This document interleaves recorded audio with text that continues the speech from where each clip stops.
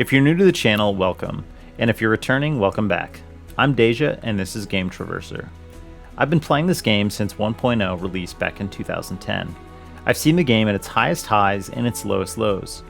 And while the dev team at Creative Business Unit 3 has put together a great experience, I just wouldn't be a disgruntled gamer if there weren't a few things that I still want. What exactly does that mean? You guessed it, a top 10 list. In no particular order, 10 things I would love to see added to the game. Number 10. Final Fantasy 1.x got a lot of things wrong. Things that took Yoshi P and the team many updates to make the game feel playable. That's not to say you couldn't enjoy the game for the MMO aspect due to many other players who you would be commiserating with. But it definitely didn't live up to the Final Fantasy title. They did manage to get something right though, and for some reason it hasn't been implemented into Final Fantasy XIV since the 7th Umbral Calamity. That thing is gear repair requests from other players. In the initial version of the game, you had the ability to seek repairs. This was done by utilizing the Bazaar system. This system was a bit clunky, and the incoming team made it a little bit more convenient through the use of a repair all style feature. This has got to be one of the most requested items for non-crafters in the current cycle of the game, due to checkpoints in the most difficult raids and accidental queues without repairing gear. An alternative to adding this feature would be to add menders inside dungeons and raid areas, but this would be more disruptive to the immersion for most players. Number 9. Adding engaging seasonal events and seasonal events into the timer section of the game.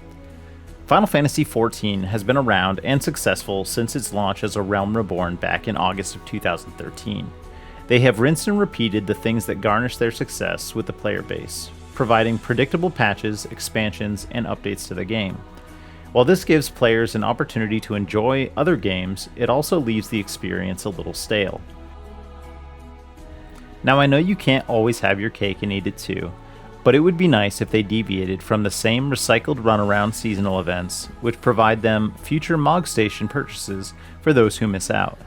In addition to sprucing up their events, they could include a seasonal event timer in the timer section of the menu to see when something is upcoming or how much time is remaining before the event expires.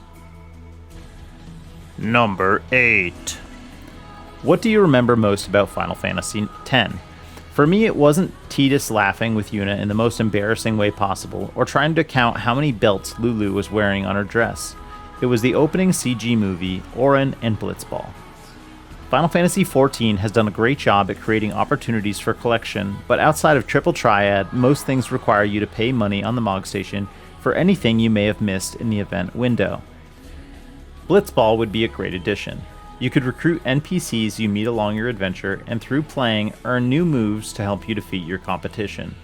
I know this is a sore subject with some people, but if they add this, I'm going to be blitz balls deep in Final Fantasy XIV. Number 7. Speaking of callbacks, the last time I played Final Fantasy VII, the old one, and I actually got to enjoy the trip to the Gold Saucer. I mean, not being baited by a prickly Lalafell to enjoy the cutscene. Apparently it only plays once ever. Comment below if you actually got to see it again. My favorite part was the Battle Square. Now, Final Fantasy XIV already has some variation of this if you look at things like Palace of the Dead, but it would be great to queue up against some bosses one-on-one or in a light party to battle a boss gauntlet where you accumulate stacking handicaps as you fight further. I don't expect them to add this, but I'm not ready to accept my consolation tissue just yet. Number 6. Battle Royale. I know what you're thinking. Yoshi P just discussed a Battle Royale that didn't happen involving blue mages and learning certain spells to fight other blue mages. And no. While this does sound like an interesting concept, I feel like it would get repetitive very quickly. In my idea for a Battle Royale, you would enter the arena as a squire. This Final Fantasy Tactics callback would carry you until you were able to find your first weapon. Maybe you could get a rusty weapon or something to start with to encourage you to find something quickly. The concept would also use a sort of job master system, where as you got kills, you could increase your proficiency with that job. This proficiency system would cap out with a maximum of 3 stars. This way, you are rewarded for fighting instead of hiding until everyone else is gone. In this mode, they could even trial new jobs with basic kits or aesthetic that they may never add to the game as a completely functional job. Now, I don't like the idea of limited jobs, but this would just be an environment where you could do something out of the ordinary. No strings attached. There is definitely the potential for people to get upset if their job doesn't migrate over. Looking at you, Mediator. Number 5. Hamlets. Ham what? Another callback to Final Fantasy 1.0. Hamlet Defense was a special event that took place at, hamlets, or camps, where both Disciples of War and Magic and Disciples of Land and Hand could work together to aid against invading forces through security, crafting weapons for NPCs, or collecting resources. What really made these interesting was that the score received at the end of each Hamlet was based on a set of factors.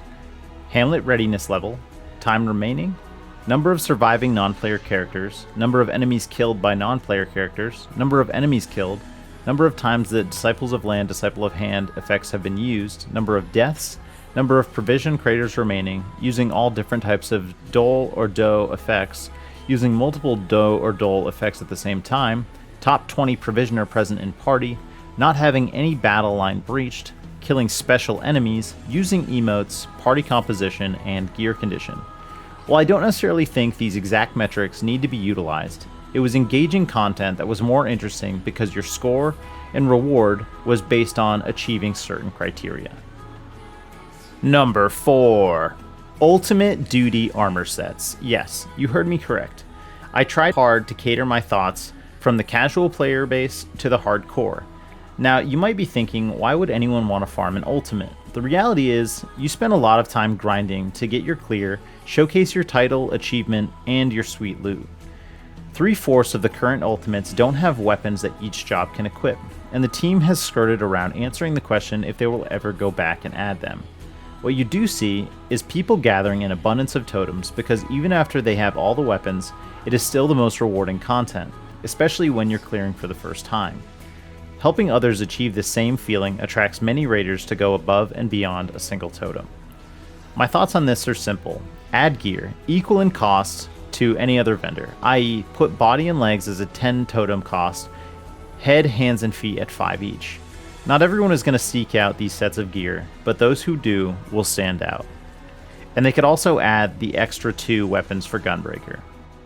Number 3. Blue Mage. Hear me out. You think it's in the game, but it's not. Blue Mage has endless possibilities as a job because it can learn skills from any monster in the game. Now, the developers don't want us to play it in its current content because it's overpowered. I believe they are truly missing the mark with this job, and it's 99% complete already.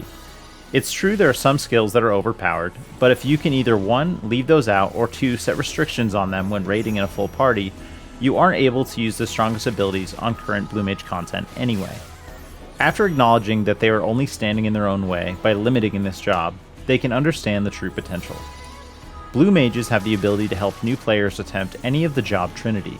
By utilizing Etheric Mimicry, make that a lower level ability, you would be able to perform as a tank, healer, or DPS role. When on those roles, you can have active spells that are only on that role. This would allow new players to level one job and trial which type of job they really want to play.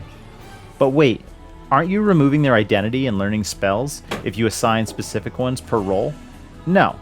At first, you will be given a base set, but you will still be able to swap out skills for the same potency to change the appearance or playstyle of your choice. For instance, maybe you have a DPS blue you have been using as a melee, but your group needs a ranged character to make it easier for dodging or handling mechanics. Change the assigned skill to one of a similar potency that is activated as a ranged attack. Most of the abilities are already similar potency with a different shiny attached. So what are you going to do, Yoshi? Ball's in your court. Number 2.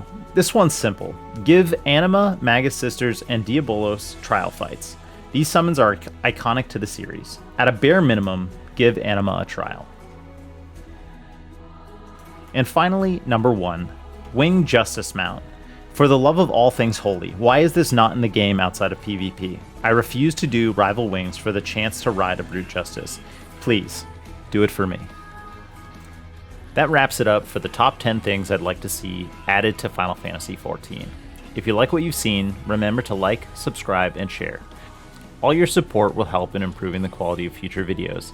Be sure to comment below for any future video recommendations. Thanks for watching.